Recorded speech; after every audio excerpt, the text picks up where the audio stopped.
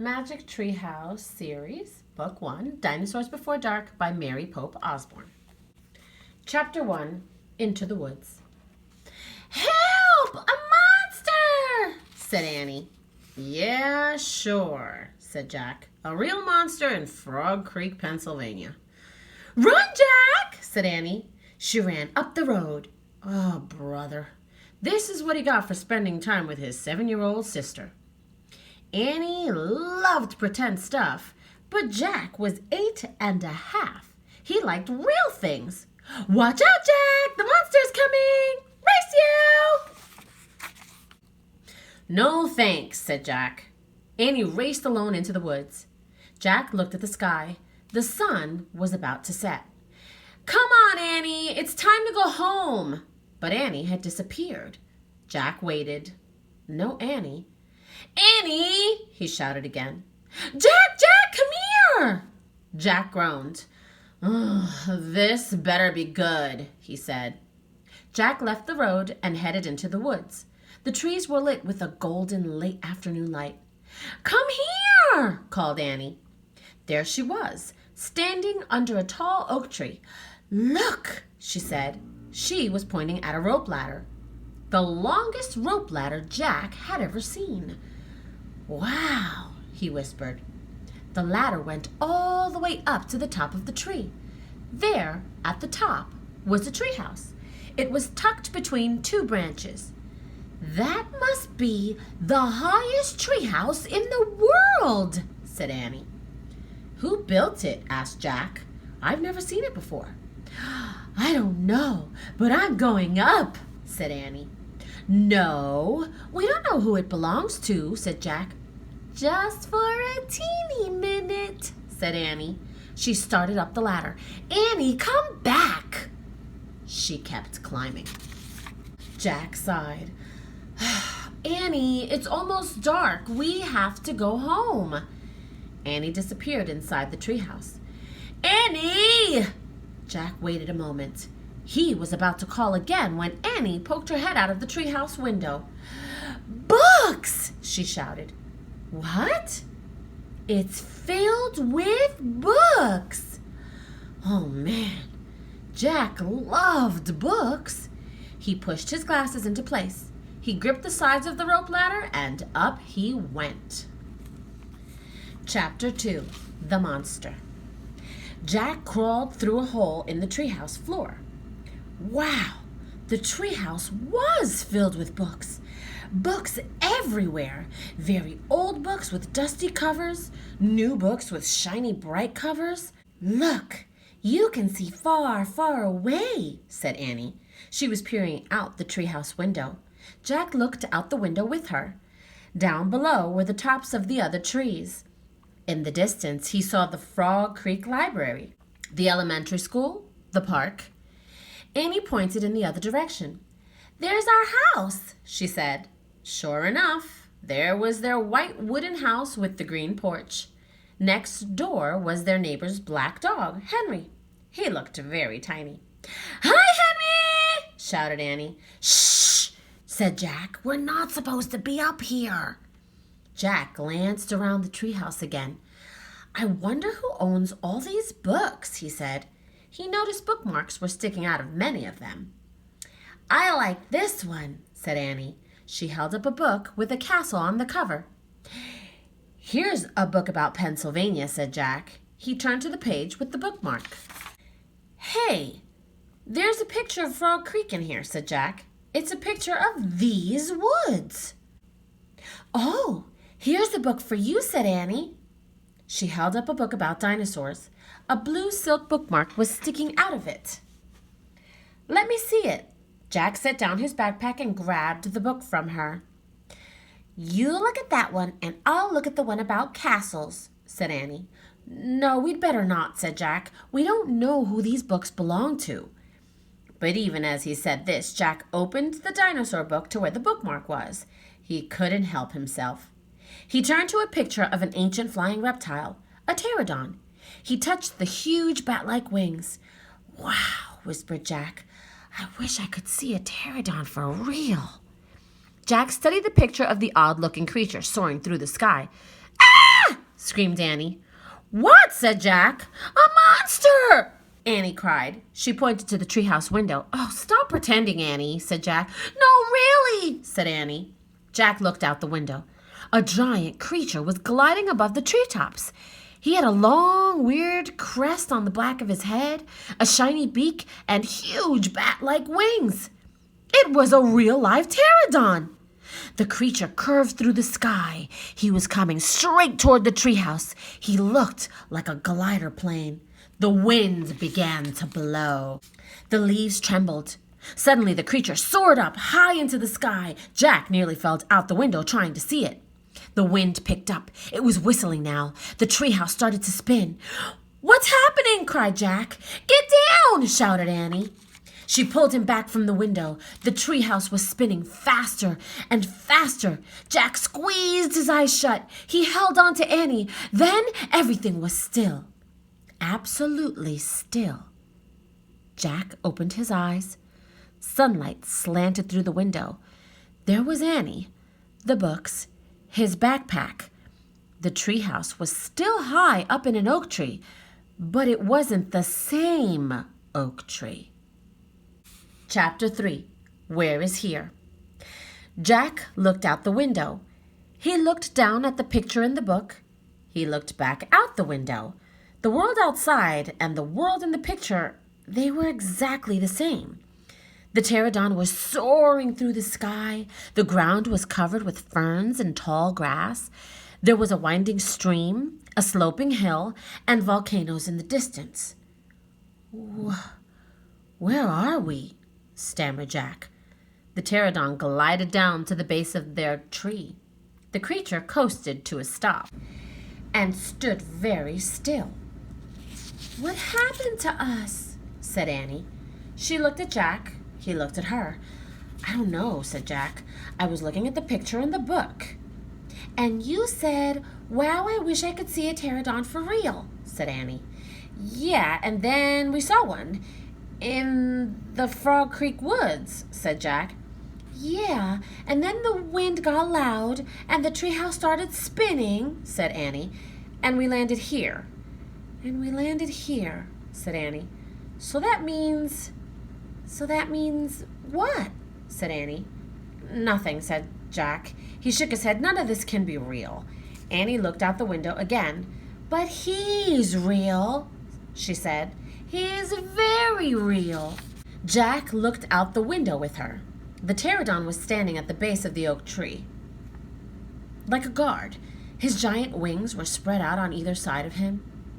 Hi! Annie shouted. Shush! Said Jack. We're not supposed to be here. But where is here? Said Annie. I don't know, said Jack. Hi! Annie called again to the creature. The pterodon looked up at them. Where is here? Annie called down. You're nuts. He can't talk, said Jack. But maybe the book can tell us. Jack looked down at the book. He read the words under the picture. This flying reptile lived in the Cretaceous period. It vanished 65 million years ago. No, impossible. They couldn't have landed in a time 65 million years ago. Jack, said Annie. He's nice. Nice? Yeah, I can tell. Let's go down and talk to him. Talk to him? Annie started down the rope ladder. Hey! Shouted Jack, but Annie kept going. Are you crazy? Jack called. Annie dropped to the ground. She stepped boldly up to the ancient creature. Chapter 4. Henry. Jack gasped as Annie held out her hand. Oh, brother, she was always trying to make friends with animals, but this was going too far. Don't get too close to him, Annie, Jack shouted, but Annie touched the pterodon's crest. She stroked his neck. She was talking to him. What in the world was she saying? Jack took a deep breath. Okay, he would go down too. It would be good to examine the creature, take notes like a scientist. Jack started down the rope ladder. When he got to the ground, Jack was only a few feet away from the creature. The creature stared at Jack. His eyes were bright and alert. He's soft, Jack, said Annie. He feels like Henry. Jack snorted. He's no dog, Annie. Feel him, Jack, said Annie. Jack didn't move. "Don't think, Jack. Just do it." Jack stepped forward. He put out his arm very cautiously. He brushed his hand down the creature's neck. Interesting. A thin layer of fuzz covered the pterodon's skin. "Soft, huh?" said Annie.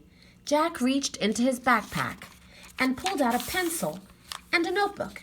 He wrote, "Fuzzy skin." "What are you doing?" asked Annie. "Taking notes," said Jack. "We're probably the first people in the whole world to ever see a real live pterodon." Jack looked at the pterodon again. The creature had a bony crest on top of his head. The crest was longer than Jack's arm. "I wonder how smart he is," Jack said. "Very smart," said Annie. "Don't count on it," said Jack. "His brain's probably no bigger than a bean." "No, he's very smart. I can feel it," said Annie. "I'm going to call him Henry." Jack wrote in his notebook, "Small brain?" Jack looked at the creature again. "Maybe he's a mutant," he said. The creature tilted his head. Annie laughed. "He's no mutant, Jack." "Well, what's he doing here then? Where is this place?" said Jack. Annie leaned close to the pterodon. "Do you know where we are, Henry?" she asked softly. The creature fixed his eyes on Annie. His long jaws were opening and closing like a giant pair of scissors. "Are you trying to talk to me, Henry?" asked Annie. "Forget it, Annie," Jack wrote in his notebook. "Mouth like scissors?" "Did we come to a time long ago, Henry?" asked Annie. "Is this a place from long ago?" Suddenly she gasped. "Jack!" He looked up. Annie was pointing toward the hill. On top stood a huge dinosaur. Chapter 5. Gold in the Grass. "Go, go!" said Jack. He threw his notebook into his pack. He pushed Annie toward the rope ladder. "Bye, Henry," she said. "Go," said Jack. He gave Annie a big push. "Quit it," she said. But she started up the ladder. Jack scrambled after her. They tumbled into the treehouse. They were panting as they looked out the window at the dinosaur. He was standing on the hilltop, eating flowers off a tree. "Oh, man," whispered Jack. "We are in a time long ago." The dinosaur looked like a huge rhinoceros, only he had 3 horns instead of 1. 2 long ones above his eyes and 1 on his nose. He had a big shield-like thing behind his head. "Triceratops," said Jack. "Does he eat people?" whispered Annie. "I'll look it up." Jack grabbed the dinosaur book. He flipped through the pages. "There," he said. He pointed to a picture of a Triceratops. He read the caption. "The Triceratops lived in the late Cretaceous period. This plant-eating dinosaur weighed over 12,000 pounds." Jack slammed the book shut. "Just plants, no meat." "Let's go see him," said Annie. "Are you nuts?" said Jack. "Don't you want to take notes about him?" asked Annie. "We're probably the first people in the whole world to ever see a real live Triceratops." Jack sighed. She was right. "Let's go," he said. He shoved the dinosaur book into his pack. He slung it over his shoulder and started down the ladder. On the way down, Jack stopped. He called up to Annie. "Just promise you won't pet him." "I promise." "Promise you won't kiss him." "I promise." "Promise you won't talk to him." "I promise." "Promise you won't." "Go, go," she said. Jack went. Annie followed.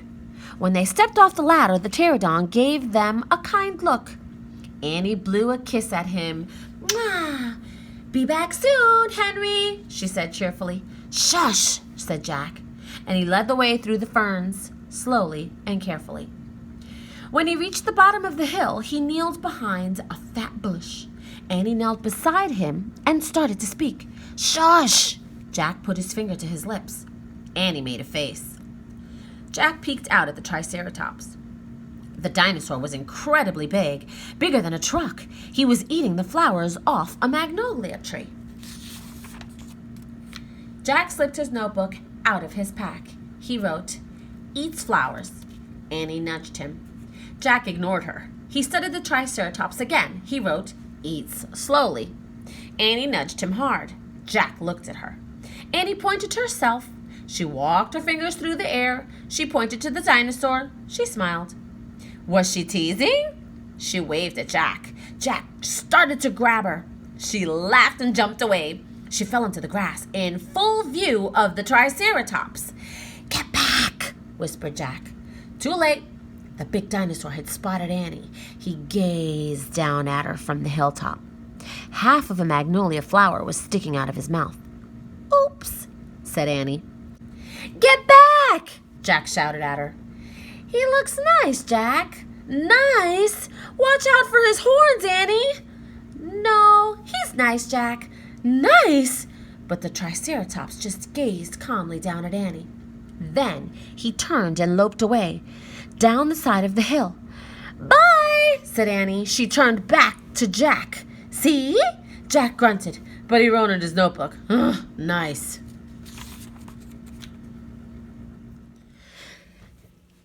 "Come on, let's look around some more," said Annie.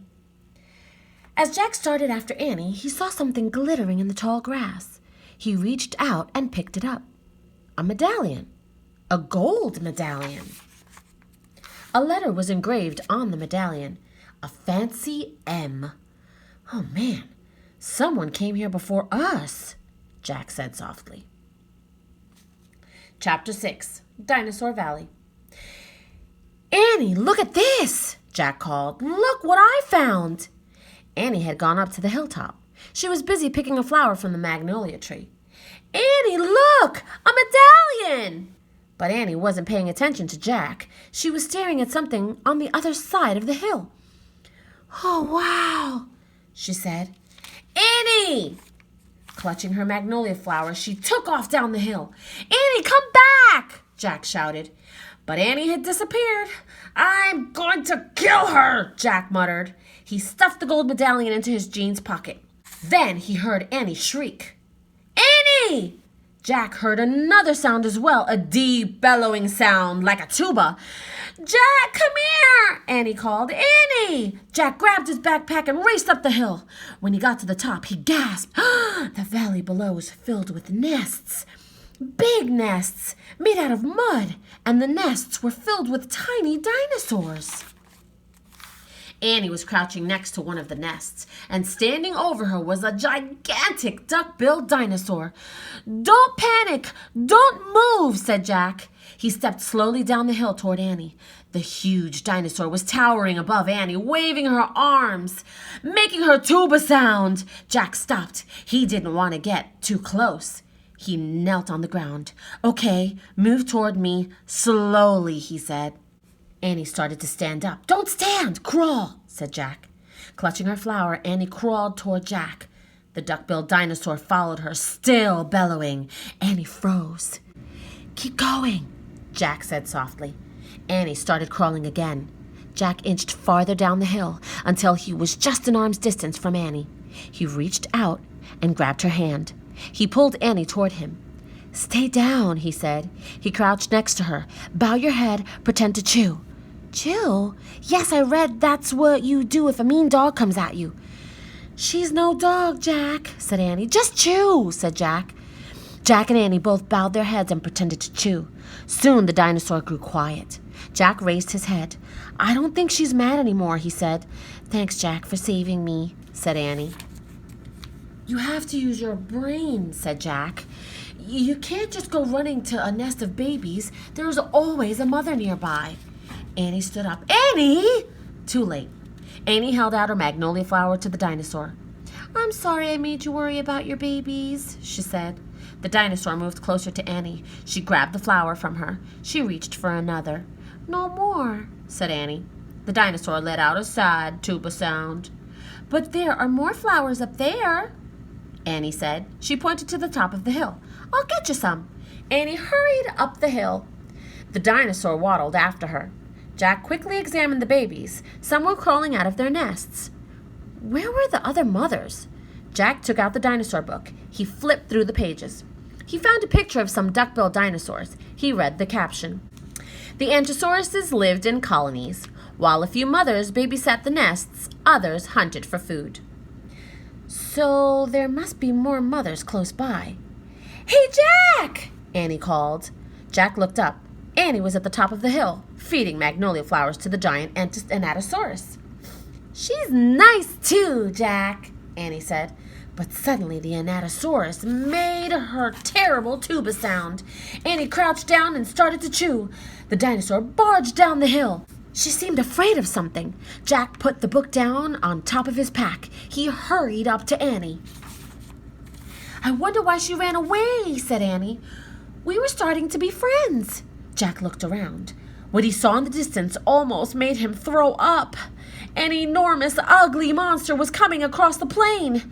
He was walking on two big legs and swinging a long, thick tail and dangling two tiny arms. He had a huge head and his jaws were wide open. Even from far away, Jack could see his long, gleaming teeth. "Tyrannosaurus Rex," whispered Jack. Chapter 7. Ready, set, go. "Run, Annie, run!" cried Jack. "To the treehouse!" They dashed down the hill together, through the tall grass, through the ferns, past the pterodon, and right to the rope ladder. They scrambled up. Seconds later, they tumbled into the treehouse. Annie leaped to the window. "He's going away," she said, panting. Jack pushed his glasses into place. He looked through the window with her. The Tyrannosaurus was wandering off, but then the monster stopped and turned around. "Duck!" said Jack. The two of them hunched down. After a long moment, they raised their heads. They peeked out again. "Coast clear," said Jack. "Yay!" whispered Annie. "We have to get out of here," said Jack. "You made a wish before," said Annie. "I wish we could go back to Frog Creek," said Jack. Nothing happened. Wait, you were looking at the picture in the dinosaur book, remember?" "The dinosaur book," Jack groaned. "Oh, no. I left the book and my pack on the hill. I have to go back." "Oh, forget it," said Annie. "I can't," said Jack. "The book doesn't belong to us. Plus, my notebook's in my pack with all my notes." "Hurry," said Annie. Jack hurried down the rope ladder. He leaped to the ground. He raced past the pterodon, through the ferns, through the tall grass, and up the hill. He looked down. There was his pack lying on the ground. On top of it was the dinosaur book. But now the valley below was filled with Anatosauruses, all standing guard around the nests. Where had they been? Did fear of the Tyrannosaurus send them home? Jack took a deep breath. Ready, set, go! He charged down the hill. He leapt to his backpack. He scooped it up. He grabbed the dinosaur book. A terrible tuba sound. Another. All the Anatosauruses were bellowing at him. Jack took off. He raced up to the hilltop. He started down the hill. He stopped. The Tyrannosaurus Rex was back, and he was standing between Jack and the treehouse. Chapter 8. A Giant Shadow. Jack jumped behind the magnolia tree. His heart was beating so fast he could hardly think. He peeked out at the giant monster. The horrible-looking creature was opening and closing his huge jaws. His teeth were as big as steak knives. "Don't panic. Think." Jack peered down at the valley. Good. The duck-billed dinosaurs were sticking close to their nests. Jack looked back at the Tyrannosaurus. Good. The monster still didn't seem to know he was there. Don't panic. Think. Maybe there's information in the book. Jack opened the dinosaur book. He found Tyrannosaurus Rex. He read, Tyrannosaurus Rex was the largest meat-eating land animal of all time. If it were alive today, it would eat a human in one bite. Great. The book was no help at all. Okay, he couldn't hide on the other side of the hill. The Anatosauruses might stampede. Okay, he couldn't run to the treehouse. The Tyrannosaurus Rex might run faster. Okay, maybe he should just wait. Wait for the monster to leave. Jack peered around the tree. The Tyrannosaurus Rex had wandered closer to the hill. Something caught Jack's eye. Annie was coming down the rope ladder. Was she nuts? What was she doing? Jack watched Annie hop off the ladder. She went straight to the pterodon. She was talking to him. She was flapping her arms. She pointed at Jack, at the sky, at the treehouse. She was nuts. Go back up the tree, Jack whispered. Go! Suddenly, Jack heard a roar. The Tyrannosaurus Rex was looking in his direction. Jack hit the ground. The Tyrannosaurus Rex was coming toward the hill. Jack felt the ground shaking. Should he run? Crawl back into Dinosaur Valley? Climb the magnolia tree? Just then, a giant shadow covered Jack. He looked up. The pterodon was gliding overhead. The giant creature sailed down toward the top of the hill. He was coming straight for Jack. Chapter 9. The Amazing Ride. The pterodon coasted down to the ground. He stared at Jack with his bright, alert eyes. What was Jack supposed to do? Climb on? But I'm too heavy, thought Jack. Don't think, just do it. Jack looked at the Tyrannosaurus. He was starting up the hill. His giant teeth were flashing in the sunlight. Okay, don't think, just do it. Jack put his book in his pack, then he eased down onto the pterodon's back. He held on tightly. The creature moved forward. He spread out his wings and lifted off the ground.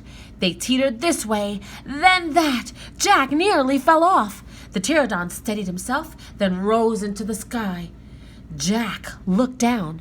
The Tyrannosaurus was chomping the air and staring up at him. The pterodon glided away. He sailed over the hilltop.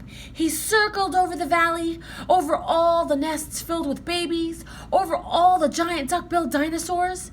Then the pterodon soared out over the plain, over the triceratops who was grazing in the high grass. It was amazing. It was a miracle. Jack felt like a bird, as light as a feather. The wind was rushing through his hair. The air smelled sweet and fresh. He whooped! He laughed! Jack couldn't believe it. He was riding on the back of an ancient flying reptile. The pterodon sailed over the stream, over the ferns and bushes. Then he carried Jack down to the base of the oak tree. When they came to a stop, Jack slid off the creature's back and landed on the ground. Then the pterodon took off again and glided into the sky. Bye, Henry, whispered Jack. Are you okay? Annie shouted from the treehouse. Jack pushed his glasses into place. He kept staring up at the pterodon. Jack, are you okay?